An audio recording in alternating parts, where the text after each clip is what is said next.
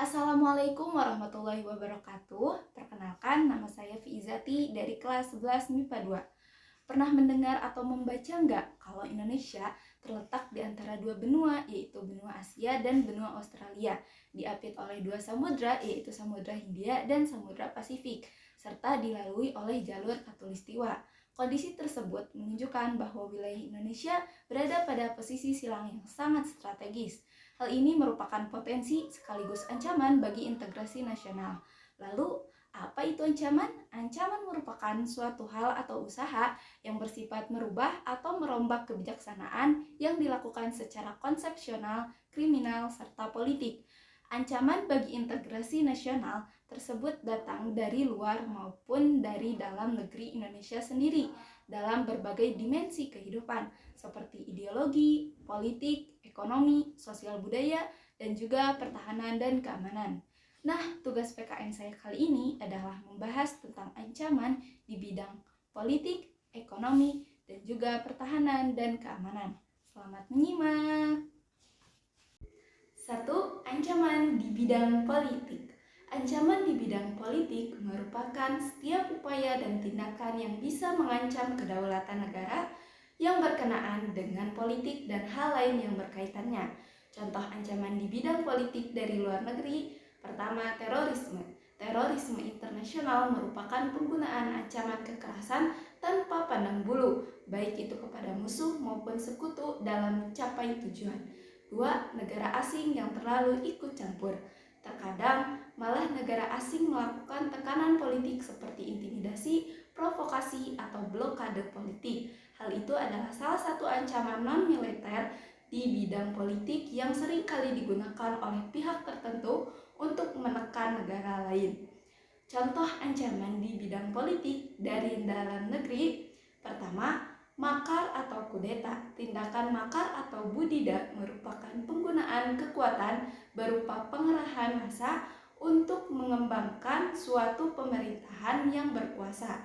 Hal tersebut dapat juga dipahami sebagai penggalangan kekuatan politik guna melemahkan kekuasaan pemerintah. Kedua, separatisme atau perang saudara. Separatis merupakan kelompok yang menghendaki pemisahan diri dari suatu persatuan bangsa atau golongan guna memperoleh dukungan. Separatisme bisa berbentuk perjuangan bersenjata dan tidak bersenjata, di mana pola perjuangan tidak bersenjata sering ditempuh untuk menarik simpati masyarakat internasional. Oleh sebab itu, tindakan ini sulit dihadapi dengan menggunakan kekuasaan militer. Ketiga, korupsi, kolusi, dan nepotisme, yaitu salah satu tindakan kejahatan saat seseorang menyalahgunakan wewenang politik guna mendapatkan keuntungan pribadi. Padahal kedaulatan berada di tangan rakyat. Banyaknya kasus korupsi yang dilakukan oleh petinggi politik menyebabkan hilangnya kepercayaan publik terhadap pemerintah yang sedang berjalan. Lalu, cara mengatasi ancaman di bidang politik. Yang pertama, pendekatan ke dalam. Maksud dari pendekatan ke dalam yaitu pembangunan dan penataan sistem politik dalam negeri yang sehat dan dinamis. Penataan ke dalam ini diwujudkan melalui pembangunan dan penataan sistem politik dalam negeri yang dikemas ke dalam pengokohan 3 pilar, diantaranya adalah sebagai berikut. Pertama, memperkuat penyelenggaraan pemerintah negara yang sah, efektif, bersih, berwibawa, bebas korupsi, kolusi, nepotisme atau KKN, serta bertanggung jawab guna mewujudkan tujuan penyelenggaraan pemerintah negara dengan berdasarkan pada pembukaan Undang-Undang Dasar 1945. Kedua, memperkuat lembaga legislatif sebagai lembaga yang berkualitas dan profesional di bidangnya. Ketiga, memperkuat kekuatan politik nasional baik itu dari partai politik atau organisasi masyarakat. Dua, pendekatan keluar. Pendekatan keluar bisa dilakukan dengan cara diantaranya sebagai berikut. Pertama, di ranah internal. Hal ini bisa dilakukan lewat penciptaan, pengembangan, dan peningkatan kondisi domestik yang semakin stabil, disertai upaya untuk meningkatkan pertumbuhan ekonomi yang lebih sehat dan kuat lagi dan dengan adanya penguatan peningkatan kehidupan masyarakat. Kedua, lingkungan regional. Politik dan diplomasi Indonesia diarahkan untuk bisa selalu aktif dan berperan dalam membangun dan meningkatkan kerjasama dengan negara lain. Upaya tersebut perlu dilakukan dengan kerangka prinsip saling percaya, saling menghormati, dan tidak mencampuri urusan dalam negeri. Yang ketiga, dalam lingkup subregional, politik luar negeri dikembangkan untuk berperan dalam memperkuat ASEAN lewat sebuah hubungan yang harmonis, di mana kinerja politik luar negeri Indonesia wajib bisa membangun hubungan dan kerjasama yang menjamin kedaulatan dan keutuhan wilayah NKRI. Hal itu ditandai dengan tidak adanya campur tangan asing, khususnya jaminan tidak akan adanya agresi terhadap wilayah kedaulatan Indonesia. Yang keempat, dalam lingkup global, politik luar negeri wajib berperan secara maksimal dalam memperjuangkan kepentingan nasional. Hal tersebut ditandai dengan hadirnya Indonesia sebagai salah satu anggota Perserikatan Bangsa-Bangsa atau PBB, Gerakan Non-Blok atau GNB, Organisasi Konferensi Islam atau OKI, dan Forum Regional ASEAN atau ARF. 2. Ancaman di bidang ekonomi. Menurut Kemdikbud, ancaman di bidang ekonomi adalah terancamnya kedaulatan perekonomian suatu negara karena terbukanya peluang produk-produk global untuk masuk ke pasar domestik. Contohnya, 1. Inflasi. Kenaikan harga barang dan jasa secara umum dan terus-menerus dalam jangka waktu tertentu. Jika terus-menerus, maka dapat menyebabkan perubahan nilai uang terhadap mekanisme pasar. Yang kedua, meningkatnya angka pengangguran. Tingginya angka pengangguran juga berdampak pada bertambahnya angka kemiskinan dan kriminalitas semakin meningkat. Ketiga, ketidakjelasan sistem perekonomian negara. Alangkah lebih baik jika pemerintah melakukan evaluasi terhadap sistem perekonomian yang berkaitan dengan investor dari luar negeri. Dukungan dan keberpihakan pada produsen dalam negeri seharusnya lebih tinggi. Keempat, kondisi infrastruktur. Idealnya, pembangunan infrastruktur harus merata di setiap daerah sekaligus disesuaikan dengan kebutuhannya. Yang kelima, ketergantungan dengan barang impor.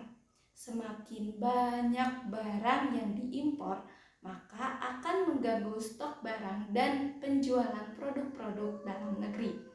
Yang keenam, utang dari negara lain. Pada 2019, Bank Dunia menyebutkan bahwa Indonesia sebagai negara dengan pendapatan kecil menengah tetapi memiliki utang terbesar hingga mencapai 5.907 triliun. Lalu, strategi mengatasi ancaman di bidang ekonomi. 1. Sistem ekonomi kerakyatan.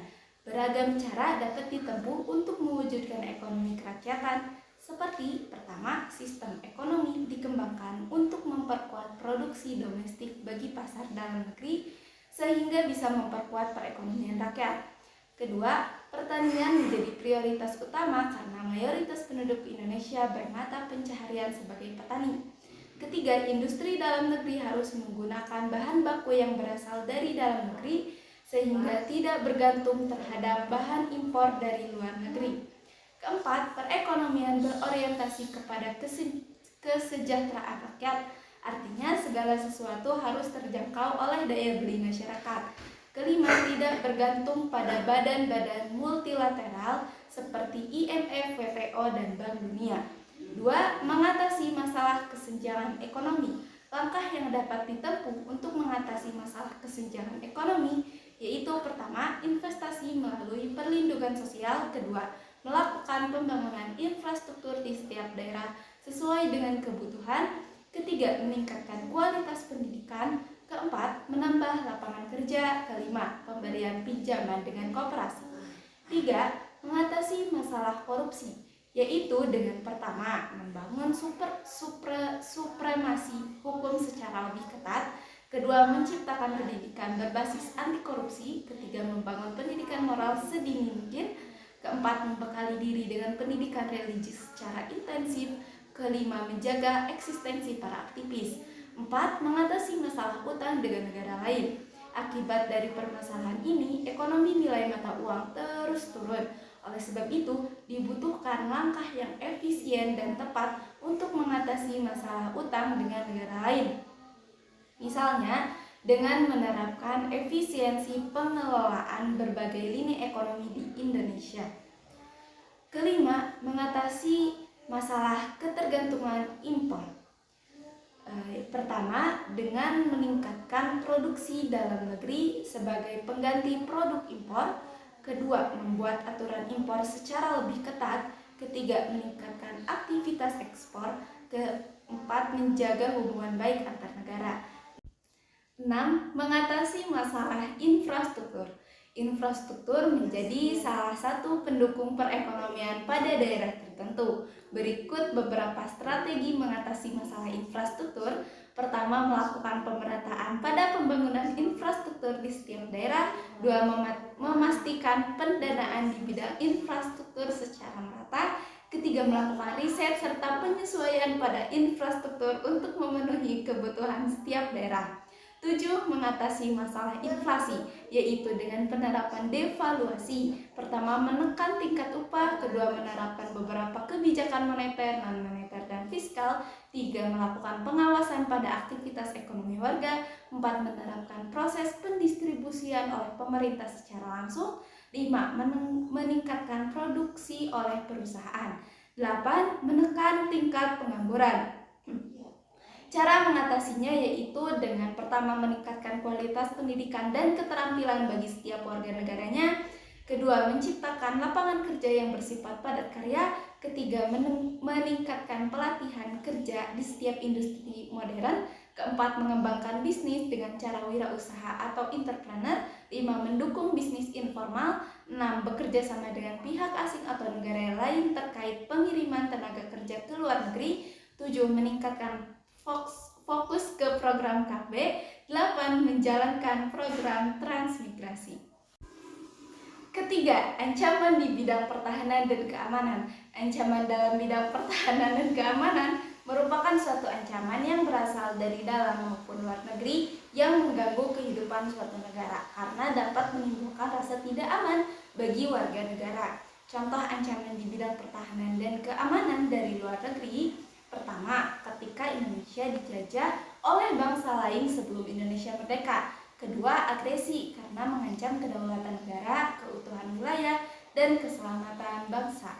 Ketiga, invasi, yaitu bentuk agresi yang berskala paling besar dengan menggunakan kekuatan militer bersenjata untuk menyerang dan menduduki wilayah suatu negara.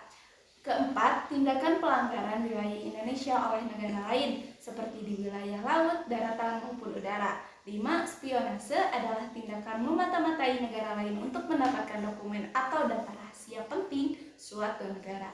Keenam, sabotase adalah tindakan pelanggaran yang dilakukan terhadap perusakan instalasi dan juga objek vital nasional. Contoh ancaman di bidang pertahanan dan keamanan dari dalam negeri. Pertama, bentrok antar warga atau antar suku suatu daerah. Kedua, pemberontakan bersenjata yang dilakukan pihak tertentu dalam negara. 3. Aksi teror. 4. Perang saudara. 5. Aksi komunal. Upaya penyelesaian ancaman di bidang pertahanan dan keamanan. Pertama, menjaga kerukunan antar sesama. Kedua, menerapkan nilai-nilai yang terkandung dalam Pancasila dalam kehidupan sehari-hari. Ketiga, berperilaku sesuai semboyan Bhinneka Tunggal Ika. Sekian video dari saya. Mohon maaf apabila banyak kesalahan dan juga kekurangan. Terima kasih sudah menyimak dan juga menonton.